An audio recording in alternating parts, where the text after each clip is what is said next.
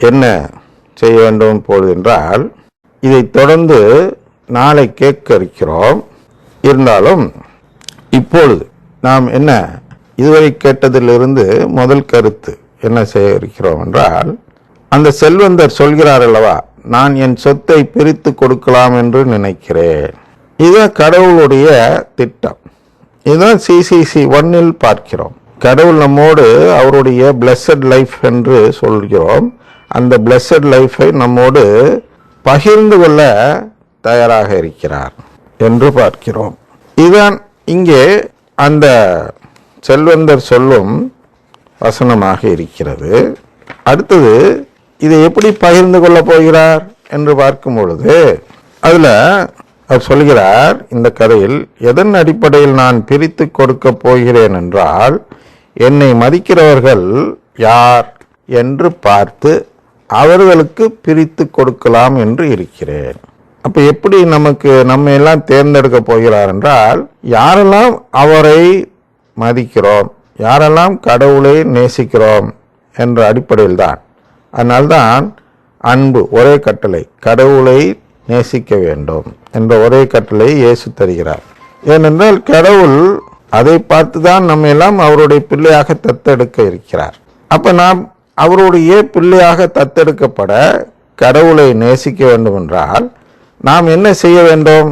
அதை எப்படி சொல்கிறார் என்றால், இந்த ஓமை மூலமாக ஆண்டவர் இயேசு எப்படி சொல்கிறார் என்றால், யாரெல்லாம் மதிக்கிறார்கள் என்று எப்படி கண்டுபிடிக்க வேண்டும் என்றால், ஒரு விருந்து, திருப்பலி, நம்முடைய நிஜத்தில் திருப்பலி, உருவகத்தில் ஒரு விருந்து ஒன்று ஏற்பாடு செய்து, அந்த விருந்தில் திருப்பலியில் உள்ள தின்பண்டம் சரியா எப்படி இருக்க வேண்டும் என்றால், மதிப்பற்ற தின்பண்டமாக இருக்க வேண்டும்.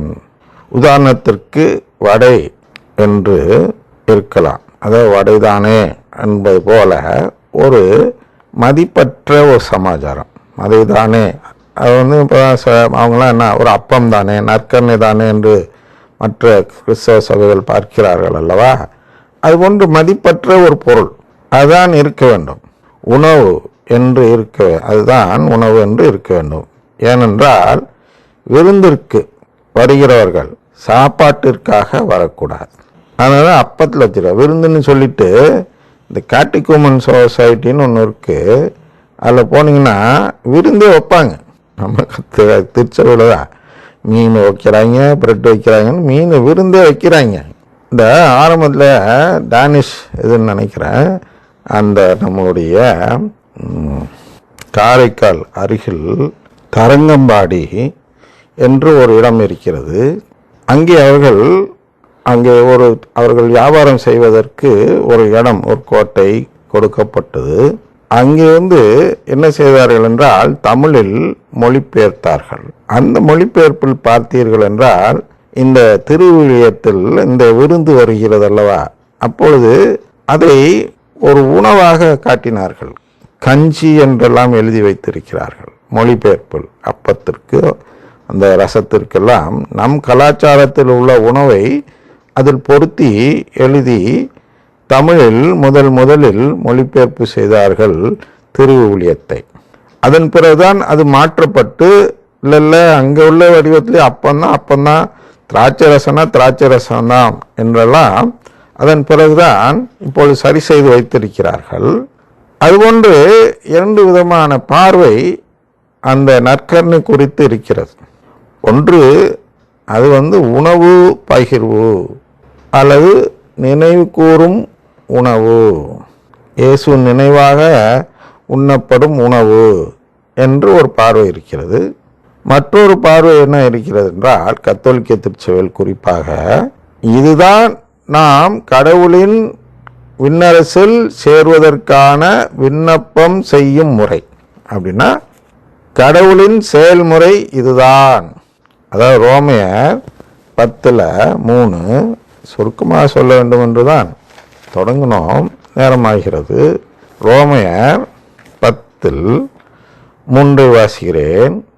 அதாவது கடவுள் மனிதர்களை தமக்கு ஏற்புகளாக்கும் முறையை அறிந்து கொள்ளாமல் அவர்கள் தங்கள் முயற்சியாலேயே அவருக்கு ஏற்புடையவர்கள் ஆக முயன்றார்கள்.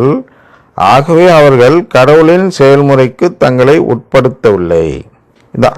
இந்த கடவுளின் செயல்முறைக்கு நாம் உட்படுகிறோமோ அல்லது நம்முடைய சொந்த முயற்சி, தங்கள் முயற்சியாலேயே அவருக்கு ஏற்புடையாக முயல்கிறார்கள்னு இருக்குல்ல, அந்த நம்முடைய சொந்த முயற்சியில் முயல்கிறோமா என்பதுதான் இங்கே உள்ள பிரச்சனை. நீதிக்கதையில் அதை தான் வழக்கறிக்கிறோம். கடவுள் என்றதும் அவரிடத்தில் செல்வந்தர் என்று ஒருவரை வைத்து இந்த நீதிக்கதையை சொல்கிறோம். அப்போ இந்த செல்வந்தருடைய சூழ்நிலையில் தான் கடவுள் இருக்கிறார். அவர் தன்னுடைய சொத்தை பிரித்து கொடுக்கனா தன்னுடைய அந்த விண்ணக வாழ்வை நம்ம எல்லாருக்கும் கொடுக்கணும்னு ஆசைப்படுகிறார். அதனால் அவருடைய பிள்ளைகளாக நம்மை தத்தெடுக்க பார்க்கிறார். ஆனால் இந்த கதையில் இந்த செல்வந்தரும் பிள்ளைகளை தத்தெடுக்க இருக்கிறார். யாரை என்றால், யார் அவரை மதிக்கிறார்களோ அவர்களை. அப்போ யார் அவர்களை மதிக்கிறார்கள் என்று எப்படி கண்டுபிடிப்பது என்றால், ஒரு அற்பமான ஒரு பொருளை, வடை என்பது போல் கஞ்சி, அப்படிலாம் அந்த கஞ்சி தொட்டிலாம் சொல்கிறார்கள் அல்லவா, எல்லோரும் போய் அந்த கஞ்சி தொட்டியில் போய் கஞ்சி குடிக்க மாட்டார்கள். தண்ணி தொட்டி, கஞ்சி தொட்டி என்னமோ சொல்கிறாங்க, தண்ணி பந்தல். அப்போ எல்லோரும் போய் அந்த கஞ்சி தொட்டியில் உணவு உட்கொள்ள மாட்டார்கள். அது போன்ற ஒரு சூழ்நிலையில் இவரும் தன்னுடைய செயல்முறையை வைக்கிறார்.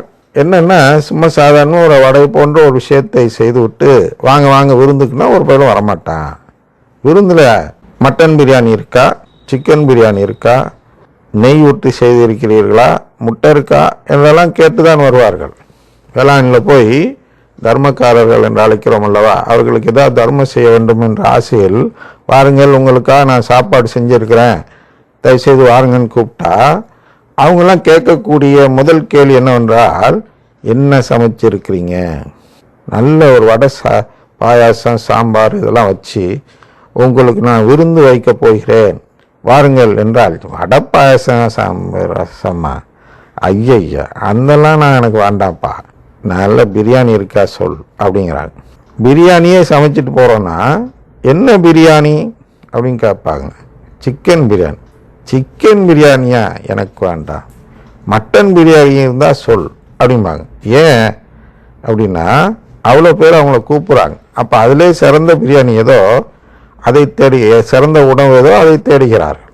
அதுபோன்று இவர் இந்த மாதிரி சாப்பிட வரவங்களுக்கு ஏன் ரச சாதத்தை வைத்து அல்லது தயிர் சாதத்தை வைத்து கூப்பிடுகிறார் என்பது போன்ற ஒரு சூழ்நிலையில் வேளாண்மை கூப்பிட்டு ஒருத்தர் கூப்பிட்றாருன்னு வச்சுக்குவோம். அப்போ இவர் என்ன செய்யலாம் என்று இருக்கிறார் என்றால், கூப்பிட்றவர் தயிர் சாதத்தை நம்பி ஐயோ கிடைச்சா போதுன்னு யார் வராங்களோ அவங்க தான் உண்மையான ஏழை, உண்மையான தர்மக்காரர்கள். அப்படிப்பட்ட ஒரு ஏழைக்கு நான் 1 கோடி ரூபாய் கொடுக்கலாம் என்று இருக்கிறேன் என்று மாதாட்ட வேண்டுதல் வைத்துட்டு ஒருத்தர் வந்து அழைக்கிறார். அப்போ எவெல்லாம் பிரியாணிக்கு முக்கியத்துவம் கொடுத்துட்டு வரலையோ அவனுக்கெல்லாம் 1 கோடி ரூபாய் போயிடும். அதுபோன்ற சூழ்நிலையில் தான் கடவுள் நமக்கும் பரீட்சை வைக்கிறார், சோதனை என்று சொல்கிறோம். அதுதான் இங்கே கதை வடிவில் விளக்கப்படுகிறது. என்னன்னா, மதிப்பற்ற தின்பண்டமாக இருக்க வேண்டும் அந்த விருந்து, உதாரணத்திற்கு வடை போல் இருக்க வேண்டும், சரியா? ஏனென்றால் விருந்திற்கு வருகிறவர்கள் சாப்பாட்டிற்காக வரக்கூடாது, என்னை மதிப்பதன் அடையாளமாக வர வேண்டும். அப்படின்னா கடவுளை மதிப்பதற்கு அடையாளமாக நாம் திருப்பலிக்கு போக வேண்டும். ஏதோ அங்கே போனால், வேளாண்மைக்கு போனால், திருப்பலி கண்டால் நம்ம வேண்டுதல் நிறைவேறும் அப்படின்னு திருப்பலி கண்டால் அது மீட்புக்கு உதவாது. அதான் முக்காசி பேர் திருப்பலிக்கு போகிறவங்க செய்கிறாங்க. ஆதாயத்தை தேடி திருப்பலிக்கு போகக்கூடாது. ஆதாயத்தை தேடி யாருங்களுடைய இயக்கம்லாம் ஜப கூட்டம் நடத்துகிறார்கள். எனவே அங்கே பெரும் கூட்டம் கூடுகிறது அல்லவா, அந்த கூட்டம் ஒன்றுக்கும் உதவாது. கடவுளின் பிள்ளையாக மாற வேண்டும் என்ற எண்ணத்தில் ஒருவர் தினமும் திருப்பலிக்கு சென்றால் அப்போ கடவுளை மதிக்கிறோம் என்று பொருள்.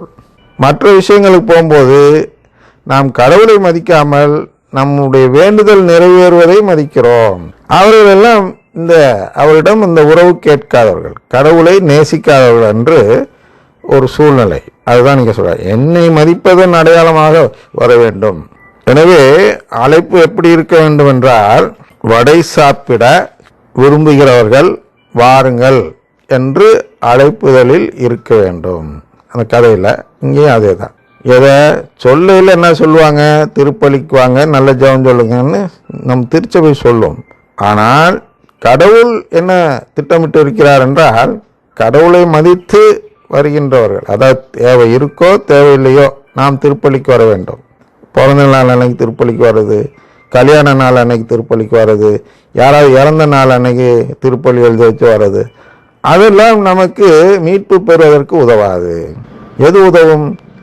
கடவுளுக்காக எனக்கு தேவை இருக்கோ இல்லையோ, கடவுளுக்காக நான் தினமும் திருப்பலிக்கு போவேன் என்று யார் சொல்கிறார்களோ அவர்கள் தான் கடவுளை நேசிப்பதன் அடையாளமாக திருப்பலிக்கு போகிறவர்கள். அதான் அவர் சொல்றார், அடைய விரும்புகிற வாருங்கள் என்று அழைப்புதலில் இருக்க வேண்டும். இந்த அழைப்பை ஒரு தூதன் வேடத்தில் இருக்கும் என் மகன் வழியாக நான் அனுப்புவேன். அதான் நற்கருணை ஆண்டவர்னு சொல்றோம். ஏன் நற்கருணை ஆண்டவர் இங்கே உட்கார்ந்து இருக்கார்? அவர் பாட்டுக்கு விண்ணகம் போக வேண்டியதானே என்றால், அவர் நம்மை அங்கே தினமும் அழைக்கிறார். வாங்க வாங்க, என் விருந்திற்கு வாருங்கள், விருந்திற்கு வாருங்கள்னு கடவுள் சார்பாக அவர் அங்கே அமர்ந்து நம்மை அழைக்கிறார். சிவன் கடவுள் அழைத்து விட்டாரே என்பதற்காக யாரெல்லாம் தினமும் வருகிறார்களோ, மதித்து கடவுளை மதித்து வருகிறார்களோ, அதாவது நான் அழைத்து விட்டேன் என்பதற்காக என்னை மதித்து யாரெல்லாம் வருகிறார்களோ அவர்களுக்கெல்லாம் என் சொத்தை பிரித்து கொடுக்கலாம் என்று நான் திட்டமிட்டிருக்கிறேன். அதுதான் இதோட பொருள். இப்போ இதை வாசித்து பார்த்ததில் இதை நீங்கள் கவனித்திருப்பீர்கள். கவனிக்கவில்லை என்றால் அடுத்த நிகழ்ச்சியிலும் தொடர்ந்து பார்க்கும் பொழுது கவனித்து பாருங்கள். இனி அடுத்த நிகழ்ச்சி நாளை பார்ப்போம் தொடர்ந்து.